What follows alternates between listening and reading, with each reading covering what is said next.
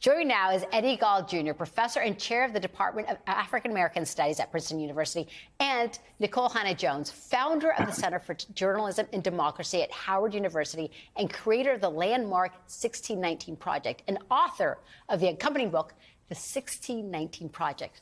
Nikole, the crux of your 1619 Project aims to reframe the country's history by placing the consequences of slavery and the contributions of Black Americans at the center of our national narrative. Exactly what it seems that Virginia is trying to block. Your book has been extensively challenged. Does it surprise you that this is happening at the state level? No, I mean, absolutely not. We know that Glenn Youngkin ran his campaign on this idea of teaching a more sanitized history that would protect the feelings of white children.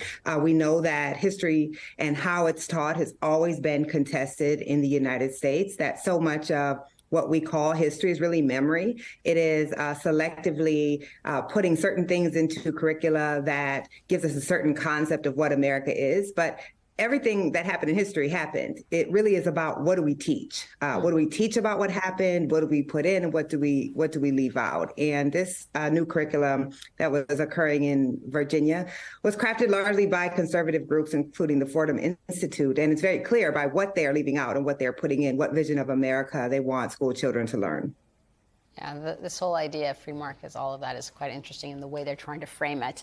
Eddie, groups like Moms for Liberty are gaining steam nationwide. Now, you're seeing a map on your screen with the different counties in each state that have a Moms for Liberty chapter. It shows that the book banning and curriculum restrictions are not happening organically. This is very much a coordinated effort. Can you tell me more about this? Sure. You have Moms for Liberty doing what they're doing. You have other organizations in places like Texas and South Carolina and Virginia. And you have the 1776 PAC that's funding them, and also, you know, the kind of consultant class in the Republican Party who's trying to put forward this broader vision of the country. We need to understand, I think it's very clear, that the kinds of stories we tell matter in terms of the kinds of people we become, who we take ourselves to be. And what we choose to leave out of our stories oftentimes reveals the limits of our conceptions of justice. Who and what we leave out of our stories exposes the limits of our idea of justice. So what we're seeing is a narrowing of character, a kind of attempt to produce a certain vision of the country in order to produce certain people. And we saw this happen at the end of Radical Reconstruction with the Dunning School and Columbia University telling a particular story about Reconstruction that characterized Black folk in a particular sort of way that shaped the conscience of generations of white Americans. So we're seeing it happen again with big money behind it. So big money. And it's interesting because it's a concerted effort that you see not only in book banning, but on abortion, on anti-immigration. All of it is seeming to come from a very organized group that you're absolutely right, seems organic, but absolutely is not, with a lot of money behind it. So, Eddie, I want to follow up because a judge blocked Governor DeSantis's Stop Woke Act. He wrote, quote, "It was a bright, cold day in April, and the clocks were striking 13. And the powers in charge of Florida's public university system have declared the state has unfettered authority to muzzle its professors in the name of freedom." Now, that first line, it's a quote from 1984 by George Orwell. Judge Walker was appointed to the federal bench by former President Barack Obama. That's true. But is this a model? Is it through the courts that we can stop this type of trying to dominate the school books that basically erases so many Americans from the storytelling and from how we got here? Well, the courts, you know, are one path and only one path. We have to organize on the local level.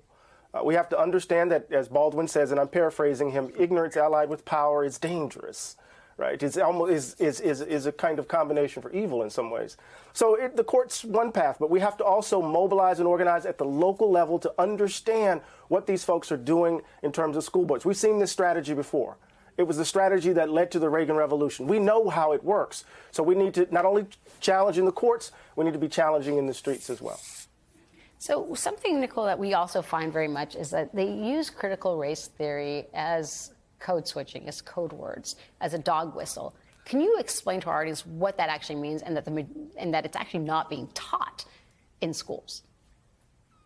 Well, so one, the fact that so many Americans now know the term critical race theory is the sign of a highly successful propaganda campaign by the conservative, conservative movement, sorry, often aided and abetted by journalists. But critical race theory is a highly sophisticated legal analysis of structural racism. It really seeks to answer why some 60 years after we banished discrimination by law, why do we still have so much inequality, particularly amongst Black Americans, but amongst other marginalized groups? So no, most schools are not teaching this, but I think the problem with how progressives tried to combat this campaign was to run away from it. It would actually have been a good thing if we were getting a sophisticated analysis of structural inequality in America in our classrooms. It is not evil that we need to run away from.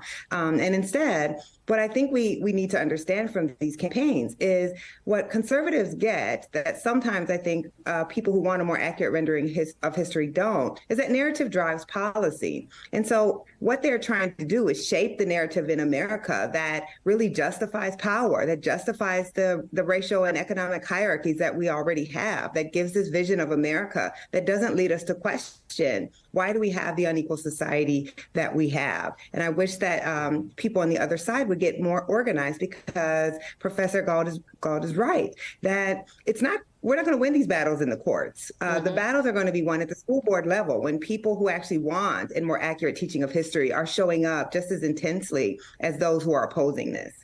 Well, and I don't think it's by accident. This is a question I'm going to briefly ask both of you. It's not by accident that this is happening right now in America, where when you look at the classrooms, it's a majority minority. And it's not by accident that we're not trying to actually educate our systems and ourselves about these systemic structures to get out of making sure that we are closer to that more perfect union. So I'll ask you first, Professor, and then I'll ask you, Nicole, what can teachers do to make sure that our children right now are getting the proper education despite these incendiary movements that we're seeing?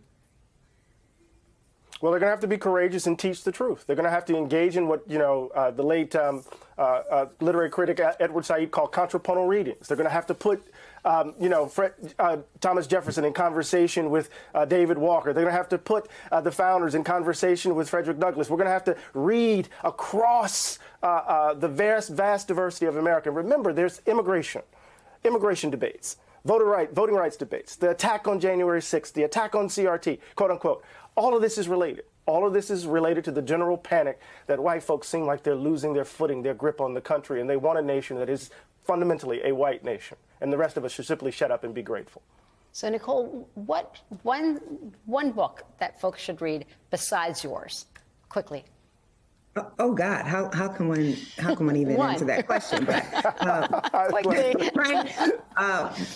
Black Reconstruction. If you want to understand what we're seeing in America right now, there's a great essay. I teach it to my students it's the final essay in the book. It's called The Propaganda of History, and those words that Du Bois writes about the way that history is often lies agreed upon. Wonderful. I think it's so prescient for what we're seeing today. Thank you so much, Eddie Gauld and Nicole Hanna. I wanted to know what you were reading so that other folks can. Apologize for cutting you off, but we'll have you back on. Thank you so much for watching.